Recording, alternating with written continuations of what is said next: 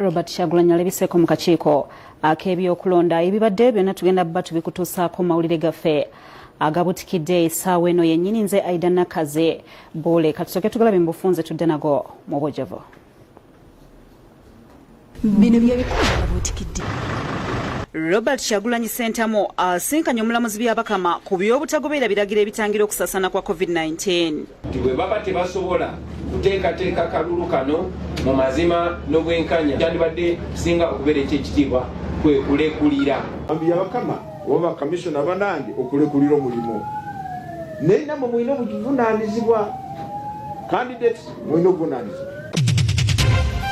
Gavumenti erambisa omuwendo gw'abayizi abagenda okuwulibwa ssente ekyabayizi abali mu bibiina ebitali byakamalirizo okuddamu okusoma kulu mu lusuubo. Ndi mumativu tiwabaddewo obwesimbu buyitirivu. Omwana ddala agwanidde omwana omunaku asinga mu banaku banne yafunye omukisa guno mulundi guno. Abasawo bakalambidde ku kyokuliyirira famire z'abannaabwe abafudde n'abafunye obukosefu obw'enkalakkalira nga bajjanja abalwadde ba COVID-19. Some have suffered severe disability after the COVID. Nabo bannaffe abalwadde nga bajjanja Bannayuganda. Abagenda okukosebwa mu nteekateeka ez'okuzimba oluguudo olupya olwajjinja balaajana ku kyokubaliyirira. Ngesente batusubiza sente ndagano bazitwara kati tulimanyi kyakukola wa. Kumutugamba gwa kusatu gwa kutaano omwaka gujja 6 years down the road. Which one is which?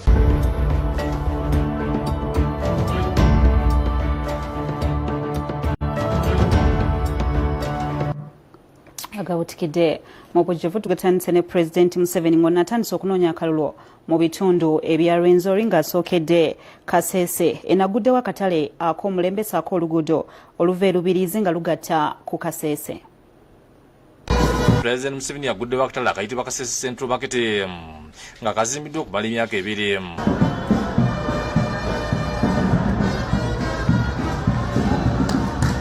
Kano kawemesa obumbi 14 mu bukadde lw'eneza Uganda nga kakubiramu abasuubuzi abasoba mu 10 olw'essanyu eringi abasuubuzi basize okuyisa ebivulo okwetola ekibuga kyonna okwebaza pulezidenti okabazimbira.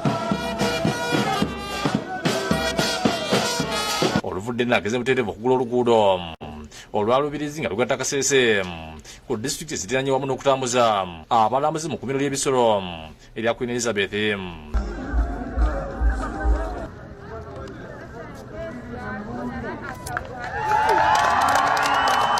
Minisitiri w'ebyentambula Jeno Katumba Amala alopedde pulezidenti nti abantu beegombolidde omuzigo gw'okubba obupande obw'okungulu era n'asaba abeene obutagezaako kububba n'okuwala okunywa kasasiro mu luguudo. So let us all be responsible, especially in the town centers where we do a lot of business, matoke and whatever.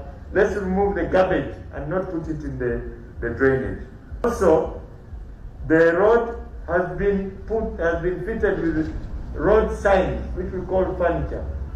We are facing a problem where these road signs are cut, they are vandalized. Please, let's all protect these road signs because they could save lives. President yanyumidde nti ajakola enguudo mu kitundu kino era n'abasaba okumuwagira. Wonga ekigambo kya dengu tesitakatere korasi yunura police mulicho hano nk'oluguudo lumbe emimwazyo olukuruga rukungirukuza akakihi lwatera korasi abakulembeze betogeddeko n'abasabye pulezidenti okuza obusinga bw'enziru n'asaba n'abantu abakwatibwa n'omusinga bayimbulwe. That is in court and our people are in prison. Yes, we thank the government because people are dying. They bring back the bodies. Sometimes the government may not bring them, but they are bringing them back. But people are hurt. That is why government should expedite the case such that our people also, their hearts are calmed down. Robida Ndantale ne Prince Ramadhan bakusakidde eggulu eno lwabukadde TV. Ye Robert Kyagulanyi Ssentamu akwatidde ekibiina ekya NUP Bendera asinkanya akakiiko ak'ebyokulonda nga bwe yayitiddwa ku ky'okumenya ebiragiro eby'okutangirawo okusaasaana okw'ekirwadde ekya COVID-19 ng'anoonya akalulu. Akafubo kano akabadde ak'ekyama kamaze essaawa 3. ebyokwerinda bikedde kunywezebwa ku kakiiko k'ebyokulonda ku Jinja Road ng'akulira ekibiina kya National Unity Platform Kyagulanyi Ssentamu Robert agenda okweyanjula okubuuzibwa ku butagoberera biragiro by'okutangira okusaasaana okw'obulwadde bwa COVID-19. nga zikunukkiriza okwera ssaawa 3 Kyagulanyi ng'ali ne ttiimu ye baatuuse ku kitebe ky'akakiiko k'ebyokulonda.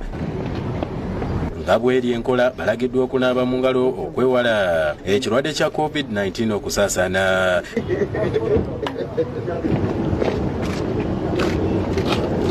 Bensooza akafubo ne ssentebe w'akakiiko k'ebyokulonda omulamuzi Simon Byabakama akamaze essaawa nga 3 nnamba. Kyagulanyi oluvuddeyo alambuludde bye batuuseeko mu nsisinkano eno. Ono yennyamidde olwakyekubira gw'agamba nti ali mu kakiiko k'ebyokulonda nga kalemereddwa okukoma ku basirikale abasusse okumutulugunya ng'anoonya akalulu. Tutuuse ku nzikiriza akakiiko k'ebyokulonda tekasirise busirisi ku bikolobero ebitukolebwako poliisi n'ebitongole ebikuumaddembe ebirala, wabula akakiiko k'ebyokulonda kati kirabika lunye tinako kenyigidde mu pulogulaamu eno. Agambye nti awezezza disitulikiti 30 nga takolayo kakuyege kubazze alemesebwa by'ebyokwerinda. Kyajjuza disitulikiti 30 zetwakalemesebwa okutuukamu nga tulemesebwa poliisi pozi ate eggulo nga tulemesebwa akakiiko k'ebyokulonda. Alaze ebifaananyi bya banne bwe bali mu lwokaano bagamba nti nabo tebagoberera biragiro bitangira COVID-19 kusaasaana. Wano baali Luweero nga bataddewo ekivulu mu luguudo mu Makati. Wano waasabidde omulamuzi Byabakama okulekulira olw'okulemererwa okwolesa obwenkanya ng'ayisa ebiragiro ku beesimbyewo. Mwami Byabakama n'akakiiko k'ebyokulonda tubategeezezza nti bwe baba tebasobola kuteekateeka kalulu kano mu mazima n'obwenkanya okukateekateeka mu mateeka kyandibadde singa okubeera ekyekitiibwa kwe kulekulira. Kyagulanyi ategeezezza nti takeerangako kuyita abantu kumugoberera nga ne bwakuba enkuŋŋaana asooka kulambika abantu ku biragiro eby'okutangira COVID-19. Buli campaign meeting gye ntuukako nsooka kugamba Abannayuganda betusangayo nti buli alina mask ajambale. Kyagulanyi afulumye kyokka oluguudo ne luggalwa okumala ekiseera ekisannyalaza eby'entambula. Ye Byabakama asabye buli akwatibwako akole omulimu gwe omuli ab'akakiiko k'ebyokulonda ab'ebyokwerinda n'abeesimbyewo okulaba nga batangira obulwadde bwa COVID-19 okusaasaana. Singa twekuba mu kifuba ffenna ba candidates ba security kakiiko k'ebyokulonda n'abawagizi ne tugamba nti twagala eggwanga lyaffe libeeremu emirembe.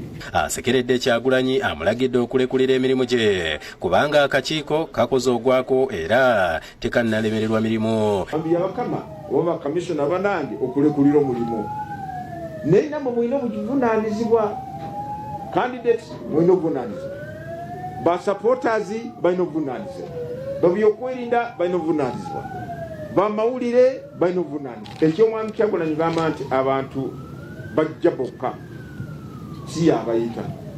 Naye tugamba bw'obeera omukulembeze wadde osanze abantu bali mu mbeera gye bakoze nga beeyagalidde naye n'obalabula.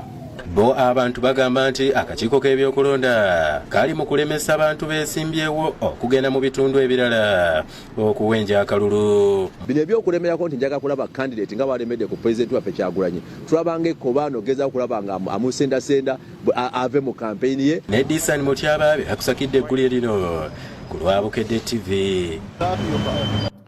Ate bo abasawo abeegattira mu kibiina kyabwe ekya Uganda Medical Association bennyamivu olwa gavumenti okulwawo okusasula bannaabwe abazze bafuna obulwadde obwa COVID-19 nga ne famire z'ab'eŋŋanda z'abasawo abaafa obulwadde bano ziri mu kuyagga. Bano basabye gavumenti balowoozebweko mu bwangu.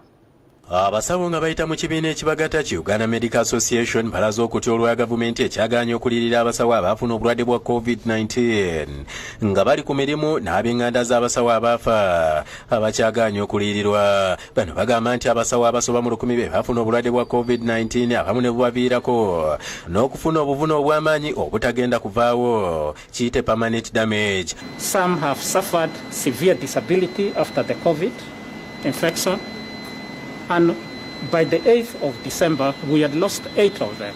Dr. Lubega Robert ngono yamyuka akulira ekibiina kino agamba nti amateeka galagira omuntu abeera afiiridde ku mirimu alirirwe ne famire ye kyokka Ministry evunanyizibwa ku nsonga eno yabategeeza ng'ensonga eno bwetaliimu mu mbalirira. Ministry of Labour kwegamba evunanyizibwako okompesetinga bano abantu bagamba tebalina ssente naye ate tulaba ssente abantu basimaye baguza amanda g'ebizindalo bya mutwalo buli limu simaye ebizindalo by'emitolo bemeka. Mu ngeri y'emu bano balaze obweraliikirivu olw'omuwendo gw'abalwadde ba COVID-19 omungi oguli mu malwaliro nga kati mu kiseera kino abamu tebalina naye babajjanjabira. Bano baagala gavumenti ezeewo omuggalo okutangira okusaasaana okw'obulwadde buno. But seeing what is happening, people gathering in large numbers, then reaching and then going to have Christmas parties, birthday parties, parties on the beaches.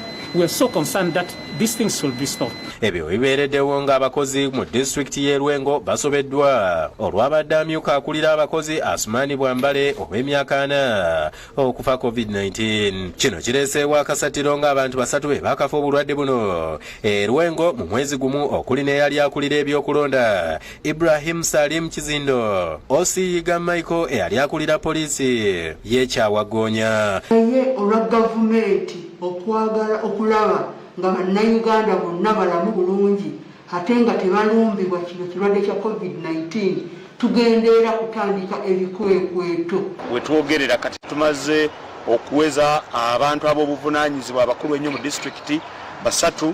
Babatuuze batendereza omugenzi byakoze wabula ne bakissa ku gavumenti eyeesuuliddeyo gwannagamba mu byobulamu ebitafiiriddwako. Kinajjukirwa nti ssente nnyingi zaakwatibwa ne ziweebwa amadistricts mu ggwanga okulwanyisa COVID-19 naye ffe Lwengo tetwalina balwadde tebaaliwo kati bwe tugenda okulondola ssente ezo ziba zaalagala. Shamshad Nalujja ne Florence Tumupende beakusakidde eggulire lino ku Lwabukedde TV.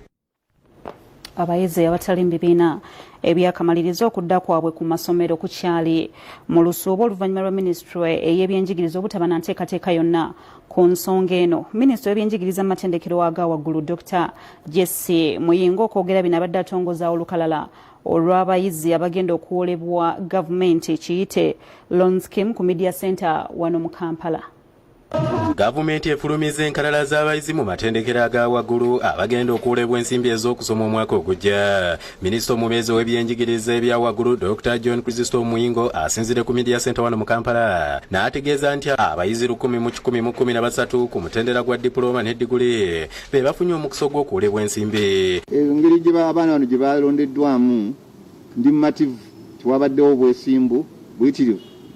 Omwana ddala agwanidde omwana omunaku asinga mu banaku banne yafunye omukisa guno mulundi guno. Agambye nti ensimbi zino zaakuteekebwa butereevu ku akawunti z'amatendekero gye bagenda okusomera okwewala okuzikozesa obubi. Zino ssente siza kuwa kulya buli era ssente zigenda kuweerezebwa ku yunivasite gye wafuna ekifo era ssente ezo za kusasula bw'oliba omaze okusoma. Okusinziira ku minisita Muyingo omuwendo gw'abawala n'abaliko obulemu abagenda okuganyulwa mu nteekateeka eno gweyongeddeko nga kati baweze 124. Era abaana abawala njagala okubakubiriza bongere okusaba okuyambibwa Loan Scheme okulaba nti basoma ne bamalako emisomo gyabwe. Abayizi abatali mu bibiina by'akamalirizo okudda ku ssomero kukyali mu lusuubo okusinziira ku minisita Muyingo. Badde tukyalinda reports ezigenda okuva mu inspectorate group yaffe badde mu field okulaba tunasobola kuzzaayo baana tutya. Kyokka ategeezezza nti olusoma olwokubiri ku bayizi abali mu bibiina ebyakamalizo lwakukomekkerezebwa wiiki eno era n'asaba abazadde okulabirira obulungi abaana nga bali mu luwummula. Baba nga bafuluma okuva awaka babeere nga bassaako masiki n'okunaaba mu ngalo n'ebirala. Mu bbanga ttono bajja kuddayo okusoma. Twetaaga abaana bano baddeyo okusoma nga balamu. Kyo ekitongole ekitegeka ebibuuzo by'obusiraamu ekya Quran Schools Association kifulumiza enteekateeka y'abayizi okukola ebigezo by'oluwalabu ebyakamalirizo nga Abdul Hakim Lubega bw'annyonnyola. Olunaku olw'enkya nga 16 ogw'ekkumi olunaku ojja kuba lwakusatu tujja kukola empapula 2. Olupapula olusooka ku makya lwetibwa Lugatul Arabia abaana tubasomesa olulimi Oluwarabu. Ng'asinziira mu lukuŋŋaana lwa bannamawulire olutuuziddwa ku kitebe kyabwe Kampala mu Akadde, abayizi abagenda okukola ebigezo bino beesaze okuva ku bayizi 4,000 okudda ku 2,000 omwaka guno olwa COVID-19. Amasomero gakendeera n'enamba y'abayizi n'ekendeera, tulina amasomero 163 gokka agatudde ebigezo bino, era abaana baffe abatudde ebigezo bino bali abaana 2,666 okwawukanako ku baana abaatuba omwaka oguwedde abaali 4,110. Agambye nti beetegese bulungi okutambuza obulungi ebigezo bino ebigenda okutandika olunaku olw'enkya. Ebigezo byaffe bye twogerako bino ebisinga kati nga ebigenda mu bitundu by'ewala Ajumaniwa byebisinga biri mu kuba bitambula okujjako zino ssente ez'okumpi ez'e Kampala bijja kubeera nga bituukayo ku makya. Nze Ismail Nsubuga ku lwa Bukedde TV. Webale nnyo Nsubuga, egguli leero litufundikidde ekitundu kyaffe ekisooka. Katusooke tuwummulemu tudde n'ekyokubiri tovaawo.